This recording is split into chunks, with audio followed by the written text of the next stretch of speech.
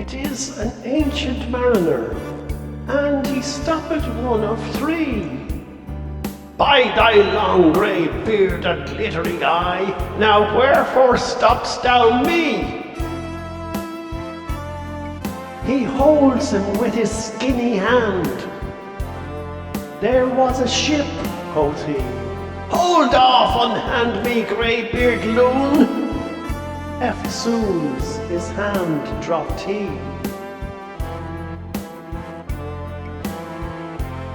He holds him with his glittering eye. The wedding guest stood still, and listens like a 3 years child. The mariner had his will. The ship was cheered, the harbour cleared, merrily did we drop, below the kirk, below the hill, below the lighthouse top. For days the sun came up on the left, out of the sea came he, and he shone bright, and on the right went down into the sea. But then the storm blast came, and he was tyrannous and strong. He struck with overtaking wings, and chased us south along. And now there came both mist and snow, and it grew truly cold, and ice, mast high, came floating by, as green as emerald. The ice was here, the ice was there, the ice was all around. It cracked and growled and roared and howled like noises in a swound. At length did cross an albatross, through the fog it came, as if it were a Christian soul, we hailed it in God's name. It ate the food it ne'er had eat, and round it flew. The ice did split with a thunder fit, the helmsman steered us through. And a good south wind sprung up behind, the albatross did follow, and every day for food or play came to the mariner's hollow. God save thee, ancient mariner, from the fiends that plague thee thus. Why look'st thou so? With my crossbow I shot the albatross.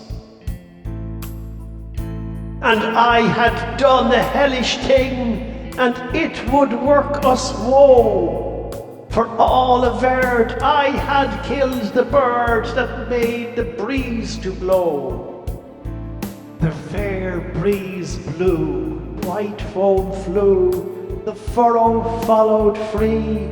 But we were cursed, for now we burst into a silent sea. Day after day, day after day, we stuck, nor breath nor motion, as idle as a painted ship upon the painted ocean. Water, water everywhere, and all the boards did shrink. Water, water everywhere, and not a drop to drink. The very deep did rot, O Christ, that ever this should be. Yea, slimy things did crawl with legs upon the slimy sea. Ah, well a day, what evil looks had I from old and young. Instead of the cross, the albatross about my neck was hung. There passed a weary time, each throat was parched and glazed each eye. A weary time, how glazed each weary eye. When looking westward I beheld a something in the sky. with throats unslaked, with black lips baked, we could not laugh nor wail. Through utter drought, all dumb we stood. I bit my arm, I sucked the blood, and cried, "A sail! A sail!"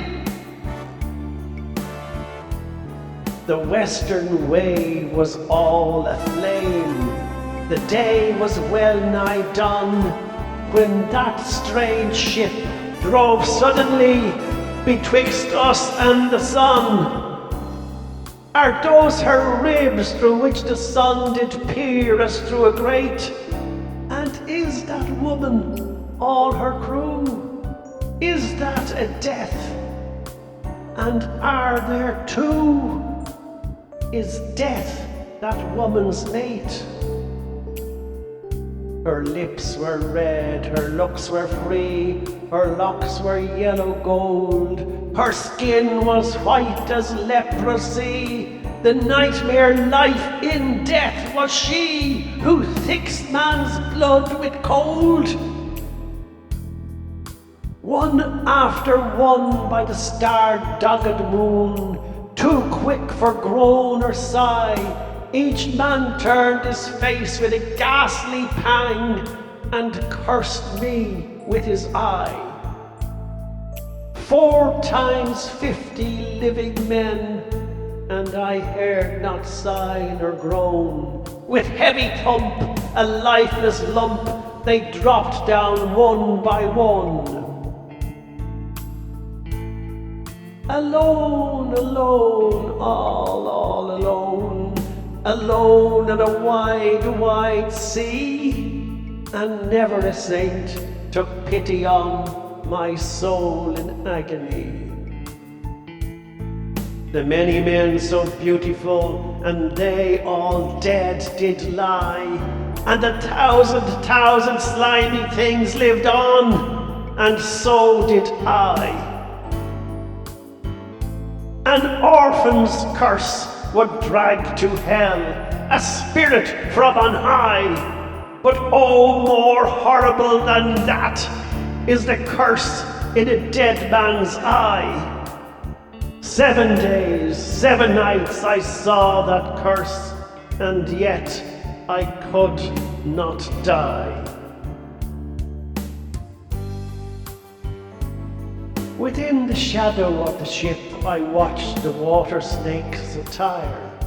Blue, glossy green, and velvet black, they coiled and swam, and every track was a flash of golden fire. Oh, happy living things, no tongue their beauty might declare. A spring of love gushed from my heart, and I blessed them unaware. That self-same moment I could pray, and from my neck so free the albatross fell off and sank like lead into the sea.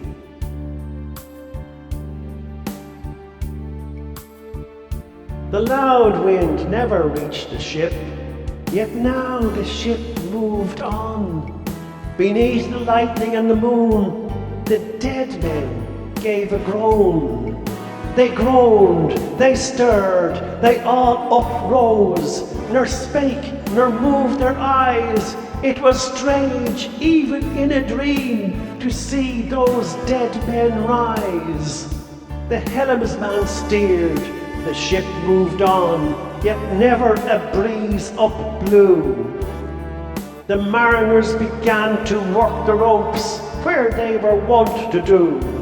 They raised their limbs like lifeless tools. We were a ghastly crew.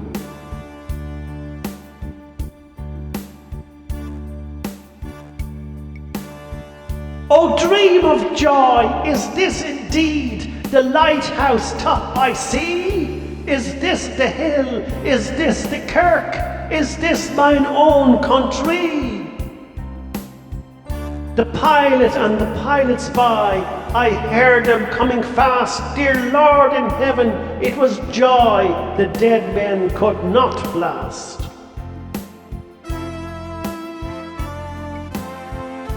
I saw a third, I heard his voice, it is the hermit good.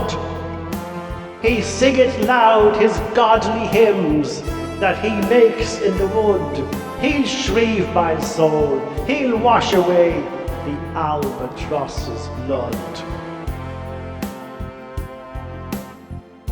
The boat came closer to the ship, but I nor spake nor stirred. The boat came close beneath the ship, and straight a sound was heard.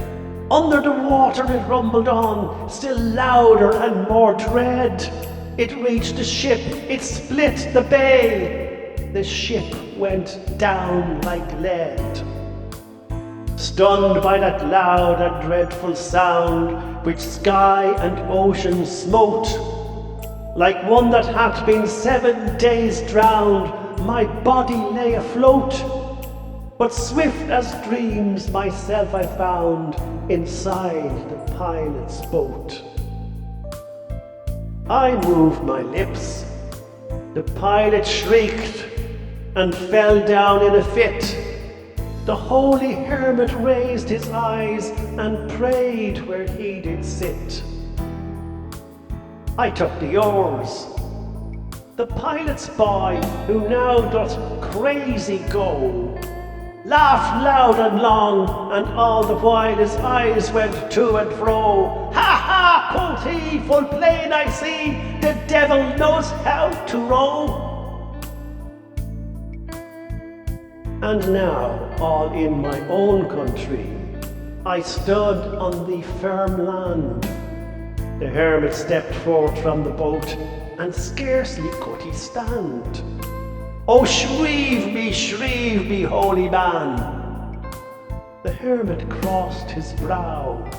"Say quick," quoth he, "I bid thee say, what manner of man art thou?"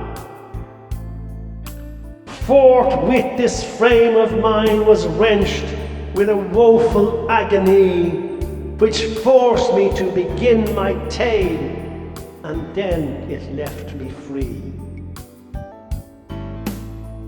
Since then, at an uncertain hour, that agony returns, until my ghastly tale is told, this heart within me burns.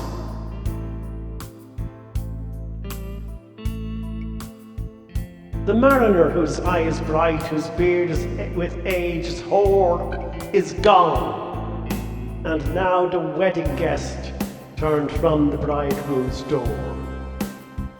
He went like one that hath been stunned, and is of sense forlorn. Is sadder the wiser man, he rose the morrow morn.